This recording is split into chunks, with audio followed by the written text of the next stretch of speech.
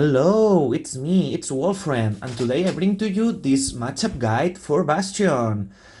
So before starting, I want to say that I've been asked to create a Discord server just for Zorga things, where I can put guides, where we can talk with other members of the community or Zorga enjoyers in general, and I have considered it, and I will be doing that. However, I need a bit more of time because these weeks have been like a change process for me, new work stuff, a lot of things to do. But I will definitely get this done by the next week at most delay. So if you're interested in the Discord server, let me know, put it on the comments, and always don't hesitate to ask things because I always read the comments and I like to chat, debate, or explain things. Okay? So let's get started with the guide itself. As usual, we do this summary to see what the guide is, and we start by understanding the deck. We are going to talk about how to approach the matchup based on that, and finally we will see the deck list. So this video, it's either good for Zorga players that want to know tricks to fight the matchup, but it's also good for Bastion players because I will talk about the deck and show the good points, some ways of playing it, etc. Okay, so let's get into it. First of all, let's see the strengths the deck has. I think this deck has a very good solid mid game. The point here is that unlike other decks, Bastion doesn't need other pieces to work. Like, you definitely want to see Alden to accelerate the deck, but there is a lot of combinations where the deck can work. So it really is hard for the deck to break. It's very consistent in the sense that Bastion is doing most of the work. You just need to fill the board. And you have access to a very powerful tempo play once the mid game starts. You start a bit low, but definitely the mid game push you have, it's strong enough to win. And I think Bastion is one of the best decks to play right now. Like for me, there is 5 decks that are outstanding versus the others, which are Leonor, Zorga, Bastion, Youthberg, and Drajewald. And I think Bastion has good chances versus many of those decks because how good it is mid-game, and because of the fact that he doesn't rely on having a good early game in order to be powerful. Your deck is going to work almost every time. It's hard for it to break, and you don't need to do risky plays early on, right? For Leonor has to rush in the early game, and if he doesn't see the pieces for the early game, her mid game gets undermined by that. But with Bastion, like, you have a very consistent way of pushing the game through. Okay. Additionally, when I started play testing the 50 card thing, I felt like the decks would maybe like to go second more often because Leonor, it's there and it's very powerful, go second. You don't want her to go second, right? Zorga is also very good going second. Bastion has some good ways of going second because it has a lot of checks. But when I played the game more, I played those 5 decks between, against them, etc. I felt that there is one issue right now. Once we get the new energy cards and we get more draws, this will probably get fixed, but we have this issue now that the deck that goes second can randomly lose to the opponent going first. Because, why is that so, right? We have more cards in our deck, and it turns out that seeing the defensive cards, the PGs, before turn 3, it gets really hard, right? Because a lot of decks have a way of drawing once they reach their turn 3. Zorga can Alchemy Magic, Leonor can do the double dragon play and draw 2, Bastion gets a draw for the right chain and has a Sky Listen, then has Alden, then has drive checks. It has the order to draw and drive check. So the decks have a lot of ways to draw and set up once they reach grade 3. But if they go second, they need an extra turn. They need to survive opponent's turn 3 before they can draw and stabilize, right? So I think this is very important. And I think that if the deck is good going first, that's massive.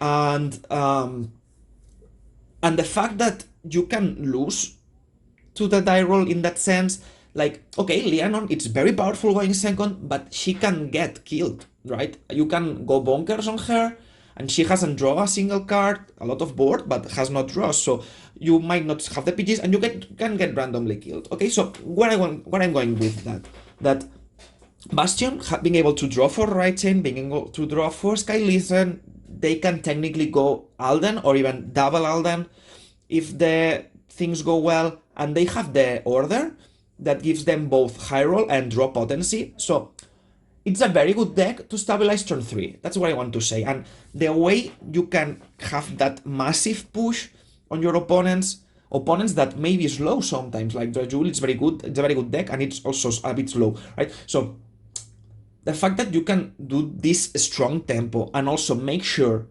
you will have that shield value to survive the clapback, I think that's very powerful, and we should consider that, right? I have been playing Bastion and I have been playing Youthwork, and I like both. Both are pretty fun. I'm surprised by how fun it is to just relax and play something more tempo-ish here and there. And what I feel, it's like I really like both decks, but Bastion has this tiny thing that you have 4 Vidal and 4 Aldens.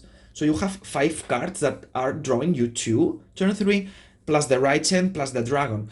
You draw a lot, and you can really make sure you set up properly. When you go second, you don't have that, but you have the extra checks. You can do 5 checks, so there is this chance of randomly high rolling back into the games, which is the third point. So overall, I think it fulfills very well what you require in this meta in order to succeed, because you don't require luck early game, because you are not going to play early game. You just need to focus on surviving. Once you reach turn 3, you will draw a lot, and you will have this defense in order to chain into the proper tempo. And finally, even when you go second, you have a way to stay in the game by high rolling heals, because you drive check a lot. All right. So basically, I think it's a very well positioned deck, and I think the deck is leaning more towards going first, at least until we get some ways of drawing before that turn 3, because of the PG defense thing. Okay, so let's, however, focus on the weaknesses as well, because we have to exploit that. And if you're a Bastion player, you need to know that in order to know what you are going to expect from your opponent, right? You expect your opponents to know your deck, so you can play accordingly to that. Okay, so while you don't need a good early game to succeed, you are a bit weak early game as well, because you have to take a lot of damage, because Alden it's CB2, you need CB2 to draw the cards, so even if you have the Owl, so you can have more actions and play more, you need 2 damage, you need to be at least at 2 damage, or you won't be able to do this massive draw thing. And also, usually enough, you cannot guard the Grounder Edge, it's not active turn early. If you use a Skylithen, then you are not drawing, so you are losing cards elsewhere. You really are weak early game, and you don't have that much plusing power, because you won't draw cards into turn 3. Fort is a plus to board, not to hand. This also will make you struggle. And you cannot really defend from the relegation, because you cannot call the cards because they are grade 3s, okay? Then there is this there is this weakness that if you understand it, you can punish their opponent for playing. Early game, they can only use 15Ks, okay? They cannot give you 5. This means that if you swing for 10 and if they want to guard, they need to waste a 15K, or even a front if they don't have the 15. Okay. When you calculate the numbers, this can be a bit different later on, because they might have Grandeur and they can put 10K, but we need to be aware of the fact that if you use the Grounder Edge to defend, you cannot call it, right? Your best board includes Grounder Edge on board, either as an attacker, as boosters. If you can have the 2, that's also strong. Okay, so you cannot really freely use them to discard, to guard. And there is also the fact that, okay, if we compare Bastion to another deck, other decks will have 5Ks, right? You have Skylithen, which is a 15K, but there's just that, right? And so the thing is, where other decks can just give you a 5, you have to give a Skylithen. So a Skylithen, it's not always a 15K, that's what I meant, right? And you have to exploit that. If you keep track on the cards on their hand, like let's say let's say you know they don't have a front, okay? If they have to play differently. You have to take that into account. But you swing for 43, and they have to sometimes 15, 15. Oops, 15. You know. So there is a lot of ways to abuse this lack of versatility on defense. So you can cheese extra attacks by extra cards by doing the right numbers at the right moments, right? You need to keep track of the opponent cards. If you see the front, you have to make the numbers a bit different, but if you exploit that, you will really punish them. And finally, the deck, it's similar to Youth in the sense that you need the drive checks to do well. I think the order, the format chosen knights, it's really strong. You need the extra draws, of course, but you also need the drive checks to matter. And what we will see if you guard, taking this into account and making sure the crits are not landing on your face, that also will make you win. Like by understanding the range and being at the right amount of damage, given the amount of PGs you have in hand at the right points of the game, and by playing around opponent's luck, we will be able to win more often than not, okay? So let's see to those strengths, and let's see how we can play against them, okay? So what can we do? First of all, we want to rush. Either if we go first or second, we want to rush. What you could see in the gameplay is that I did some plays, because I also need to learn, to try, that if I'm going second versus Youth, I will be super greedy compared to other matchups, and I will try to snitch the 3 attacks, always going second. But versus Bastion, I think the card advantage, it's also important, and we don't want to waste too much cards going second, okay? So going first, it will be very easy. You should win almost every time, because if you can push them, they don't have PGs because they haven't drawn yet, etc. You should be winning most of the time. They cannot kill you turn 3, that's basically impossible. And if you guard properly, let's assume they hit a defensive OT or something on your turn 4, which is the turn 4 kill, like there is no guarantee that they can push you to 4 before that. And there is no guarantee that even on their turn 4, they are going to kill you. If you are at 4 damage, if you are staying out of the heal range of the, not heal range, sorry, killing range, going first, it's really, really, really easy. You just need a decent start, you push, you time your win for turn 4, more or less, and you always, just by playing around the triggers, guarding properly, and making sure you can survive the clackback, there will be turns where they randomly heal and they are still not killing you back. They need, like, literally, if they go first, they need to, and if you go first, they need to heal. Like, I think they literally need to heal, and you don't need that much lag. You just need to have the dragons soon on board and start attacking. If you do double dragon turn 3, I think they will lose more often than not. Okay, and just be wary that when you rush going second, you don't want to waste too much cards. Like, you want to play relatively safe, because Bastion is inclined more often than not to take some risks on their guard patterns, because they have to, because they cannot guard, so they need to take damage, and the defensive matters a lot to them. If they don't hit the defensive, they are going to lose, okay? But this also means that they are not going to defend as safely as maybe Zorga does, because Zorga has a lot of cards in hand, so you want to guard in a safe way so you don't take too much damage. But Bastion cannot do that, and they are going to do risky guard patterns that are not risky. They need to commit to that in order to be able to win. So if you commit too much cards that are weak, you will see that you're losing cards by doing this too much, and you don't want this to happen. So be a bit conservative on the cards if you go second. And that's basically it, okay? Then it's very important that do not risk taking crits, okay? If you are, I haven't put it there because that's kind of a generic thing, but you want to be at 0 or 1 damage before their turn 3, and you want to be like around 2-3 damage before their turn 4. This can be flexed a bit depending on how many PGs you have in hand, but more often than not, it will be a variation from 0 to 1 for their turn 3, depending on how many CV you need. And if you went second or first, you can adapt this a bit and trade some damage into pressure because you have the kill, extra attack, etc. But more or less 0 or 1 damage. and then you want to be at max at 3 damage before their turn, persona turn, right? This is what makes your safe plays better. For example, in the video, I saw myself like, okay, I cannot survive Bastion turn at 3, so let's just stay at 2.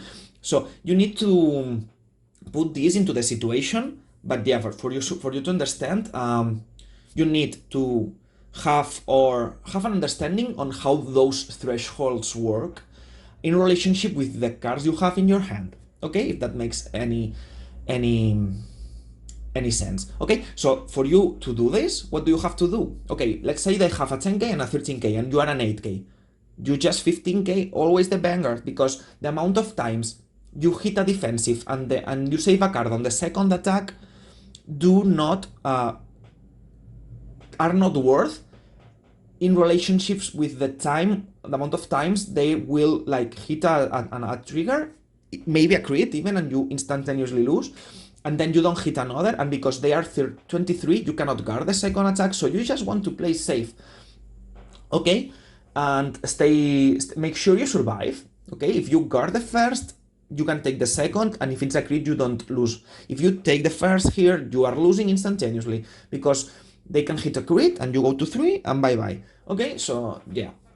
And finally, what I have already explained about making smooth columns in relationship with what you see they have in hand. Place the marker accurately. Like if you see a hand full of PGs, you might want to react to that, because they cannot they can PG a 40k 48k, but they cannot front crit a 48k, right? So you need to take that into account. If you don't see the PGs but you see the front marker on front of the cow, that's very good, because it's 48 and they cannot use the crit on the front, they have to use the PG. Okay, so I just want you to check on what's on opponent's hand and like try to make the number the most accurate for the situation. If you do this, they will like lose more. You will see the difference. Okay, and finally, here we have the deck list. I think this is the best list possible, literally the best list possible.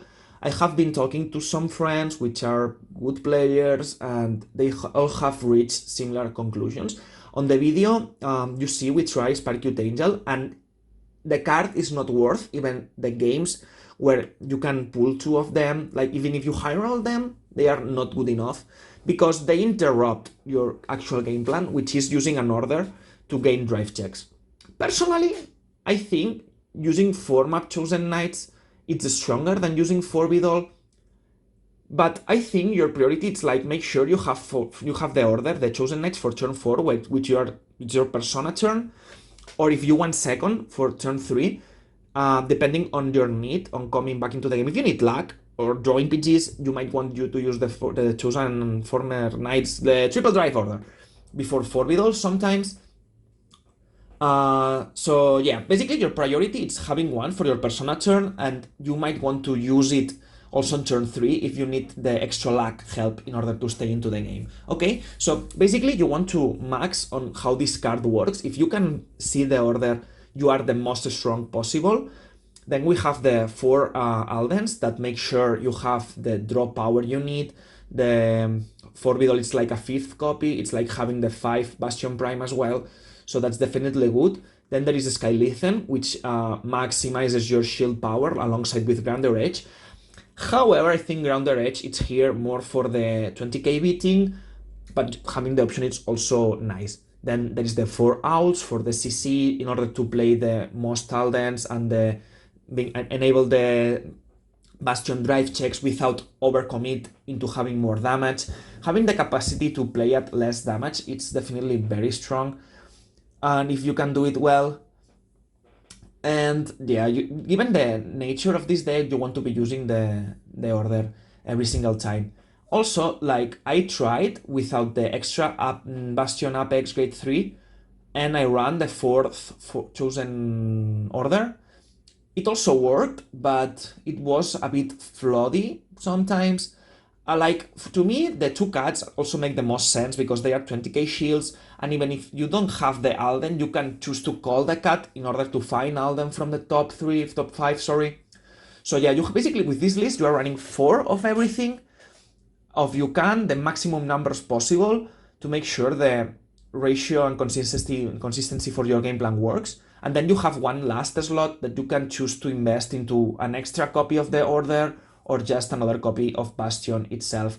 Personally, I've been liking the Bastion, but I don't think that's too important. I think you can get away with the 3 accords and the 4 Bastion primes and just play a 4th order. I choose to play it like that because I think the game plan is to have the Bastion, and if you go second, you need more Bastions. If you go second, sometimes just the 7 Bastions, it's not enough because you need the persona right, and you need to use the skill once more. So I think that situation makes worth running the extra Bastion. If you go first, you won't use the Bastions as much, but then you still can put it into drop zone with the right fodder and use the owl. So I think having the extra copy really enables the playstyle. So yeah, that's basically it. 4 of everything, then 2 cats to find 4 Aldens or have the extra consistency on shield value. 20k shield, it's very powerful. And then 1 extra copy of the Bastion for the consistency reasons I told you as well. Finally, you will see I'm not running the 4k effect crits because the random chance of calling them, it's not worth. Like if you go second, the 4 versus the 5k matters because they have a 10k and you want to have the 5, so they are forced to take the vanguard attack. So yeah, like you don't need the soul, and calling the 4k crit, it's very bad. However, calling the normal crit, it's very good, or in comparison, because you have an actual booster and the +1 matters, then it also does magic numbers with a Bastion. And boosting Bastion for the right numbers, it's very important because if you don't boost it, you will lose a lot of pressure. Okay? So that's basically it. And I have made a short guide. I'm so happy. Okay, so hope you enjoyed. Just letting you know that the Discord is coming. The idea I think it's a good idea. And yeah, so next week I think it will be Leonor, but also I have been told about covering Snow. I think Snow is a very interesting pairing because it's played so differently, and you really need, like, you should win, but also if you don't know how to do it, it can be really hard to win. It's like, I don't know, it's very fun, so I think it's worth bringing it to the channel, even if Snow it's not like super competitive right now. I think the insight can prove worthy. Okay, so yeah, that's basically it. Hope you enjoyed, and see you soon.